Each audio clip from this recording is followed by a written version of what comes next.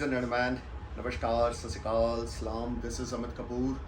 दोस्तों, आज का वीडियो बड़ा इन्फॉर्मेटिव होने जा रहा है। वैसे तो मेरे हर वीडियोस बड़े इन्फॉर्मेटिव होते हैं, लेकिन ये वीडियो ख़ास इन्फॉर्मेशन लेकर आने वाला है। खास करके उन लोगों के लिए जिनके ऊपर मेलेफिक प्लैनेट राहु की महादशा चल रही है, क्योंकि 18 साल का पीरियड होता है और राहु ऐसा नहीं है कि हर बार बुरा इफेक्ट देता है। लेकिन इस टॉपिक को स्टार्ट करने से पहले सावन का महीना चल रहा है, मेरे इष्ट देव भगवान शिव का महीना चल रहा है, और ये नहीं हो सकता कि सावन का महीना हो और अमित कपूर के मुंह से महादेव की कथा ना सुनाई जाए। अगर ऐसा हो तो समझ लो मेरी भक्ति में कुछ ना कुछ कमी है। तो सबसे पहले इस वीडियो की शुरुआत होगी भगवान शिव के कथाओं से, यानी कि जहाँ तक मेरी रिसर्च है, जहाँ तक मैंने भगवान शिव की लीलाओं को समझने की कोशिश की है, उसमें से एक लीला मैं आपको सुनाने जा रहा हूँ। उसके बाद हम राहु के बारे में चर्चा करेंगे और राहु के द्वारा उत्पन्न हुए राजयोग के बारे में चर्चा करेंगे। आज हम राहु के बारे में अच्छी बातें बताएंगे, साथ में बुरी भी बताएंगे, लेकिन अच्छी का वजन ज़्यादा होगा कि अगर राहु अच्छा हो तो ये करेगा, ये करेगा, ये करेगा। तो सबसे पहले हम बात करते हैं भगवान शिव की लीला की। देखिए, एक बार की ये सत्य कथा है। दशानंद, यानी कि दुनिया में अगर कोई भगवान शिव का सबसे बड़ा भक्त है तो वो है रावण। दूसरे नंबर पर हैं शुक्राचार्य, दैत्य गुरु शुक्राचार्य। तो भगवान शिव की भक्ति में रावण बहुत लगन रहते थे, मीन रहते थे, बहुत ज़्यादा पैशनेट होकर उनकी भक्ति करते थे और उनसे वर मांगते थे। एक बार क्या हुआ, रावण ने भगवान शिव की भक्ति करी, बड़ी देर भक्ति करते रहे, अपना एक शीश शिवलिंग पे चढ़ा दिया, दूसरा, तीसरा, चौथा, पांचवा, छठा, सातवां, आठवां, नौवां।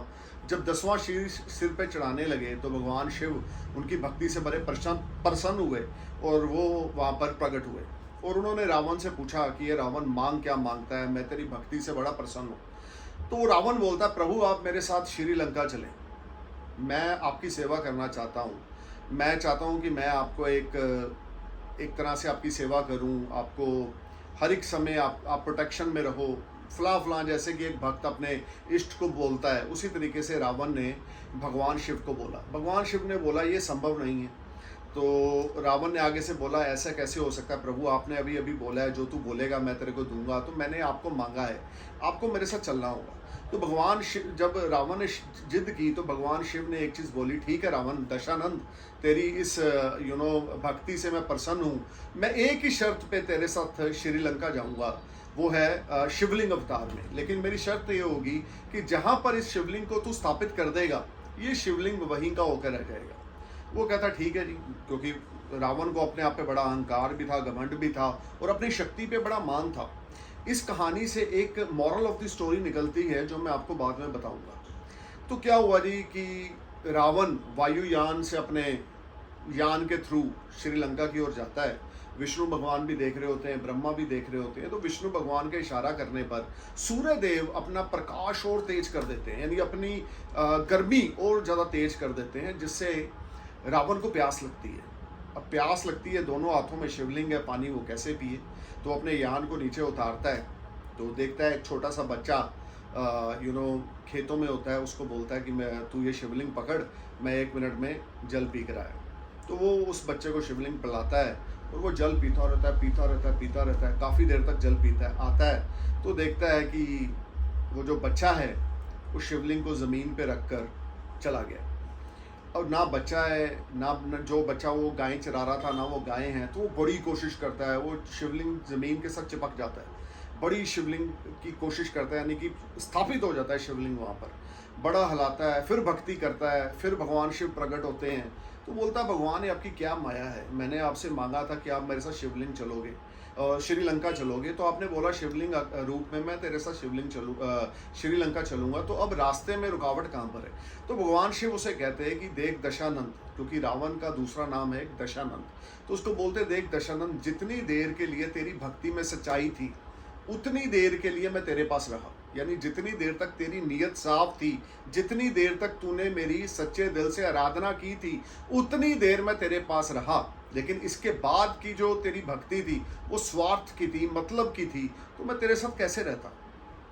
इसीलिए ये जो शिवलिंग है ये ज्योतिर्लिंग के नाम से दुनिया में प्रसिद्ध होगा। तो कहने का मतलब ये है साउथ इंडिया में वो ज्योतिर्लिंग है जहाँ पर ये कथा हुई सारी। तो उसके बाद भी दशानंद ने बड़ा प्रयास किया, लेकिन भगवान शिव उसके साथ नहीं गए। कहने का मतलब ये है कि अगर आपकी आस्था सच्ची है, आपकी आस्था में किसी किस्म का कोई लालच नहीं है, तो भगवान शिव हमेशा आपके लिए उपस्थित है। लेकिन अगर आपकी आस्था में कुछ ना कुछ ऐसी चीज़ें हैं जिसमें मतलब है, फ्रेब है, लोगों के लिए जेलस है, खुददारी है, या बहुत ज़्यादा आप अपने आप को अहम में लेकर चलते हैं, तो फिर उतनी देर के लिए आपको वो चीज़ें भगवान देगा जितनी देर के लिए आप डिज़र्व करते हो। तो हमेशा जो भी करें साफ मन, साफ नियति के साथ करें। दोस्ती करें तो साफ नियति के साथ, प्यार करें तो साफ नियति के साथ, रिश्ता निभाएं माँ बाप के साथ तो बिना लालच के, साफ नियति के साथ। आप जितना ज़्यादा नियत को साफ रखेंगे, भगवान शिव की उपासना उतनी ज़्यादा आपके ऊपर रहेगी, और शिव की फौज करती है मौज और करेगी मौज। इम्तिहान, चैलेंज हर बंदे की ज़िंदगी में आते हैं, वो इंसान ही क्या जो चैलेंज को फेस करके आगे ना बढ़े। भगवान शिव की ज़िंदगी में भी चैलेंज आए। सती माता ने अपनी आहुति दे दी, सती माता आग में जल गई। भगवान शिव कितने साल डिप्रेशन में चले गए, एग्जाइटी, टेंशन में चले गए, लेकिन उसके बाद वो दोबारा बाउंस बैक हुए। कहने का मतलब ये हमें कुछ सिखाता है। समय ने तो भगवान को नहीं छोड़ा, तो इंसान को कहाँ पे छोड़ेगा। तो इसी शुरू करते हैं इस टॉपिक का मेन वीडियो, वो है राहु की महादशा। अब बहुत सारे यंगस्टर्स ऐसे हैं जो राहु की महादशा में जकड़े हुए हैं। 18 साल की दशा है, राहु में सूर्य, राहु में मंगल, राहु में चंद्र या राहु में केतु की जो दशाएं होती हैं, ये बहुत ज़्यादा बंदे को झंझोड़ के रख देती हैं। राहु में शुक्र एवरेज जाता है, राहु में बुध अच्छा जाता है, राहु में शनि अगर वेल प्लेस्ड है आपके चार्ट में तो अच्छा जाएगा, राहु में गुरु अगर वेल प्लेस्ड है तो अच्छा जाएगा, राहु में राहु स्ट्रगल देता है। तो 18 साल की महादशा को अगर हम 2 पार्ट्स में डिवाइड कर दें, 9 ईयर एंड 9 ईयर, पहले 9 साल अगर आपके अच्छे हैं तो सेकंड 9 ईयर यानी जो सेकंड पार्ट होगा वो स्ट्रगल लेकर आएगा। अगर पहले 9 साल में स्ट्रगल है तो सेकंड 9 ईयर जो होंगे, जो दूसरा पार्ट होगा, वो आपके लिए स्ट्रगल नहीं लेकर आएगा। लेकिन मैक्सिमम दूसरे पार्ट में स्ट्रगल ज़्यादा देखने को मिलती है, क्योंकि उस समय राहु के टोटली एनिमी प्लैनेट सूर्य, मंगल, चंद्र की दशाएं चल रही होती हैं। तो कहने का मतलब ये है राहु की महादशा 18 साल की। अब राहु की महादशा में पहले तो मैं सबसे ज़्यादा ये बताऊंगा कि पॉजिटिव चीज़ें क्या होती हैं। अगर राहु आपके बर्थ चार्ट में अलोन प्लेस्ड है, आपके 3rd हाउस में, गौर से सुने, आपके 3rd हाउस में है, यानी कि पराक्रम का घर, आपका 3रा भाव, आपके 6th हाउस में है, आपके 10th हाउस में है, या आपके 11th हाउस में अलोन प्लेस्ड है, या आपके 9वें भाव में अलोन प्लेस्ड है, तो आपको टेंशन के साथ साथ बड़ी सक्सेस देगा, राजयोग देगा। अगर आपके राहु के साथ सूर्य, चंद्रमा या मंगल की युति है या बृहस्पति की युति है, तो लाइफ में बड़ी अनबैलेंसिंग सिचुएशन का सामना आपको करना पड़ेगा। माइंड बड़ा डिस्टर्ब रहेगा, हार्डवर्क बहुत ज़्यादा करनी पड़ेगी, एफर्ट्स बहुत ज़्यादा करने पड़ेंगे। लेकिन इस वीडियो में मैं राहु से बना हुआ राजयोग के बारे में बता रहा हूँ। तो राजयोग तब बनेगा अगर राहु आपके 3rd हाउस में है, अकेला प्लेस्ड, उसके ऊपर कोई सूर्य, चंद्र, मंगल या गुरु की दृष्टि नहीं है, या शनि के साथ वो युति में नहीं है। 6ठे भाव में भी राहु अगर अकेला है, गुरु, चंद्र, मंगल, सूर्य के साथ युति नहीं है, या शनि की दृष्टि नहीं है, या 9th हाउस में भी, क्योंकि त्रिकोणा भाव है, भाग्य का घर है, और विदेश से जुड़ा हुआ अगर कोई कार्य करते हैं और राहु आपका 9वें भाव में है, माशाल्लाह क्या कहने, भगवान शिव की अपार कृपा आपके ऊपर रहेगी। विदेश में आप ख्याति हासिल करेंगे, नेम, फेम, प्रॉस्पेरिटी बनेगी। 2 कदम आप आगे रखेंगे सक्सेस की ओर, 100 कदम आपकी ओर बहुत ज़्यादा आपको कामयाबी मिलेगी। यानी 2 कदम आपने एफर्ट किया और 98 स्टेप आप और आगे चलेंगे। इस तरह का राहु 9th हाउस में फॉरेन में गेन देता है। अगर आप IT से जुड़ा हुआ कोई कार्य करते हैं, टेक्नीशियन है, मोटर मैकेनिक हैं, या आप कंप्यूटर एक्सेस से जुड़ा हुआ कोई कार्य करते हैं, आप पायलट हैं, आप हम बोल सकते हैं मोटर मैकेनिक हैं, आप प्लेन चलाते हैं, आप ट्रेन चलाते हैं, किसी किस्म का इंजन चलाते हैं, या कंप्यूटर एक्सेस से संबंधित कोई कार्य करते हैं, IT इंजीनियर हैं, हार्डवेयर और सॉफ्टवेयर डेवलपर हैं, तो भी राहु क्या कहने, राहु आपकी बल्ले बल्ले करवाएगा। अपनी 18 साल की दशा में आपको नेम, फेम, प्रॉस्पेरिटी मिलेगी। अगर आप एंटरटेनमेंट इंडस्ट्री से जुड़े हुए हैं और राहु आपका भाग्य के घर में 11th हाउस में है, 10th हाउस में है, या 6th हाउस में है, तो आप एंटरटेनमेंट इंडस्ट्री में 18 साल के लिए छा जाएंगे। अगर राहु आपका जेमिनी साइन का है तो क्या कहने, बल्ले बल्ले आपकी। यानी राहु को कभी भी हम नेगेटिव साइड पे लेके नहीं जा सकते कि हाँ नेगेटिव चीज़ें हैं, वो मैं आपको आगे बताऊंगा, लेकिन राहु में पॉजिटिव चीज़ें भी ये हैं कि वो आदमी को फर्श से अर्श तक पहुंचाने का दम रखता है। खास करके उन लोगों के लिए जो हायर एजुकेशन फॉरेन में लेते हैं, आईटी से जुड़ा हुआ काम करते हैं, या इंजीनियर हैं, या किसी किस्म के सॉफ्टवेयर हार्डवेयर डेवलपर हैं, कंप्यूटर से संबंधित, इंजन से संबंधित काम करते हैं, पायलट हैं, कैबिन क्रू में काम करते हैं, वायुयान की यात्रा के थ्रू कोई बिजनेस करते हैं, या एयरपोर्ट पे कोई काम करते हैं, इन सब टेक्नोलॉजी के पीछे राहु है। रॉकेट लॉन्च करना, प्लेन लॉन्च करना, चंद्रयान ऊपर भेजना, मंगलयान स्थापित करना, ये सब राहु है। राहु ना हो तो टेक्नोलॉजी बंद हो जाए, ट्रेन का इंजन चलाना, शिप का इंजन चलाना, ये राहु है। तो अगर आप इन किसी फील्ड में हो, आप आप आर्मी में हो, आप नेवी में हो, आप खास करके एयर डिफेंस में हो, जैसे कि हम बोल सकते हैं कि आप पायलट हो, तो राहु आपको बड़े गेन देता है अपनी दशा में। 6th, 3rd, 10th, 11th house का राहु आपकी बल्ले बल्ले करवा देगा। लेकिन शर्त यह है कि इस घर में राहु के साथ किसी मेलेफिक प्लैनेट का आस्पेक्ट या कंजक्शन यानी युति नहीं होना चाहिए। If Rahu is hemmed between benefic planets like sun, moon, Mars, Jupiter, Rahu never give positive results. But if Rahu alone in 3rd, 6th, 10th, 9th or 11th house, you will definitely sky high. If you are doing these type of lines, अगर आप mobile का काम करते हैं, mobile का store है, tab आप cell purchase करते हैं, कंप्यूटर सेल परचेज करते हैं, या कुछ भी ऐसा कार्य करते हैं जो आपका राहु से, गैजेट से लिंक्ड है, इंजन से लिंक्ड है, टेक्नोलॉजी, राहु क्या है, चैटिंग क्या है, व्हाट्सएप क्या है, फेसबुक क्या है, इंस्टाग्राम क्या है, सोशल मीडिया क्या है, ये सब राहु है। यूट्यूब क्या है, राहु है। अब आप गौर करें, आप मेरे को देख रहे हैं इस वीडियो में, तो सिर्फ आपको मेरा यहाँ तक का पोर्शन या यहाँ तक का पोर्शन दिख रहा है, ये राहु है। आप बहुत सारी वीडियो में देखोगे लोगों की सिर्फ मुंडी दिख रही होती है और वो बोल रहे होते हैं, धड़ दिख नहीं रहा होता, ये राहु है। यूट्यूब क्या है, ये भी राहु है। सो कहने का मतलब ये है, Rahu play a big role in कलयुग।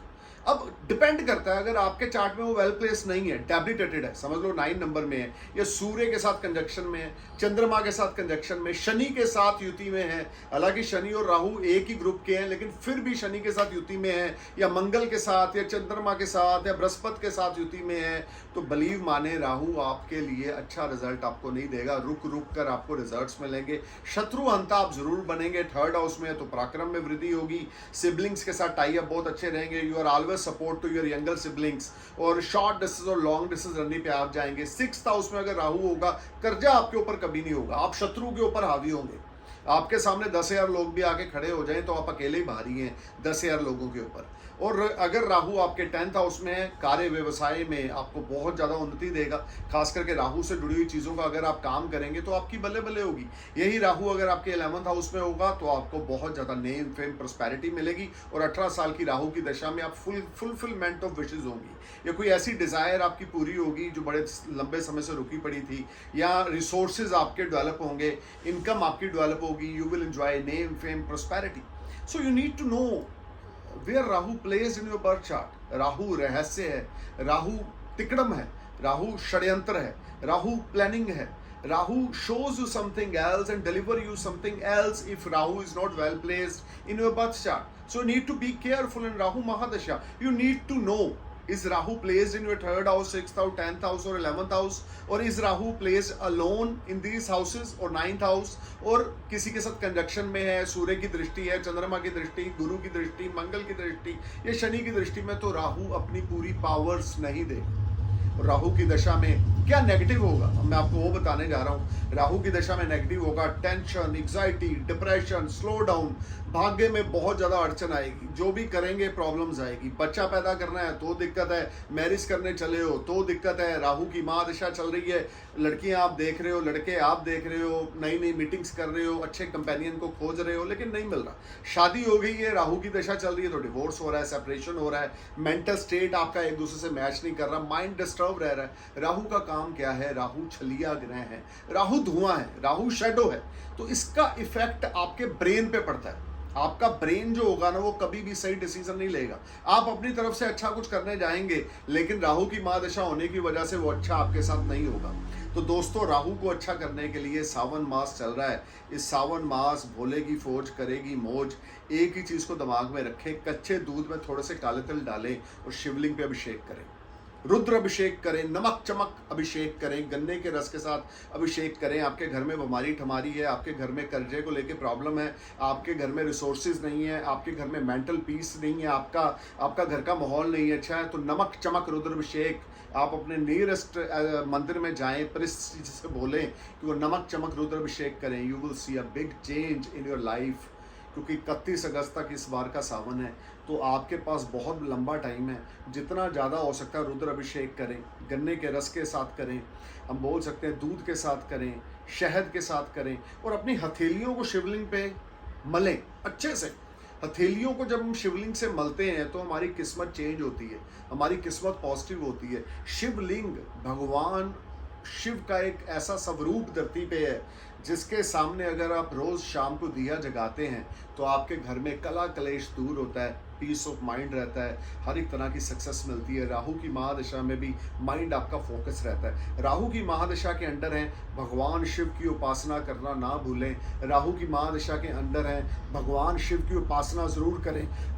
अपने माता पिता के चरण स्पर्श जरूर करें, अपने माता पिता की बेकदरी बिल्कुल ना करें। ज्वाइंट फैमिली में रहें, फादर की सपोर्ट, फादर से बात किए बिना कोई भी काम ना करें।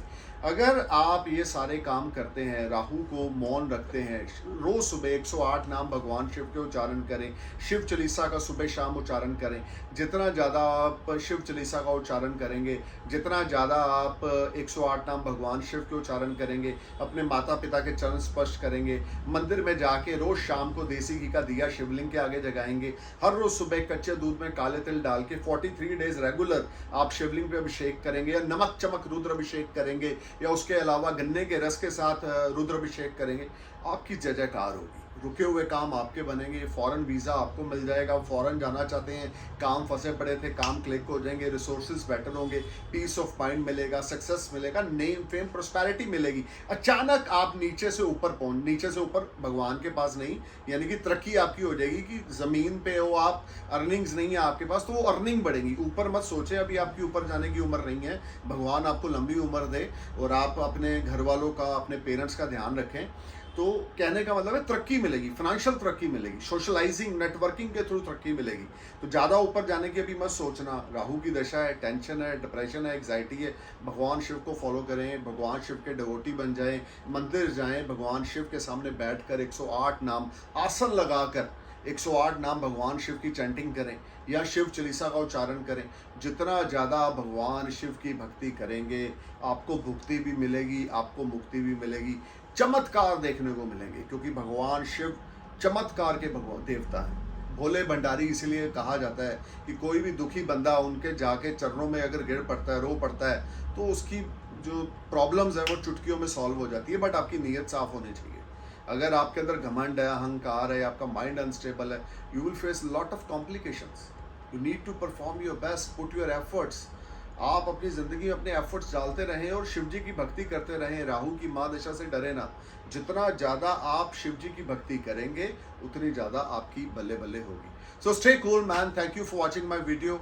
I hope you are feeling comfortable and better after listening this video. If you are under the Rahu Mahadasha, no need to worry about Rahu Mahadasha. You just need to know where Rahu placed in your birth chart. Must contact your nearest astrologer and you will definitely win the race against time. जो भी आदमी दौड़ रहा है नौकरी में, business में, काम काज में, उस दौड़ में आप पक्का जीतेंगे, चाहे आपके ऊपर राहु की दशा है। लेकिन भक्ति भगवान शिव की जरूर करें। सो नमस्कार, सत श्री अकाल, ओम नमः शिवाय, हर हर महादेव।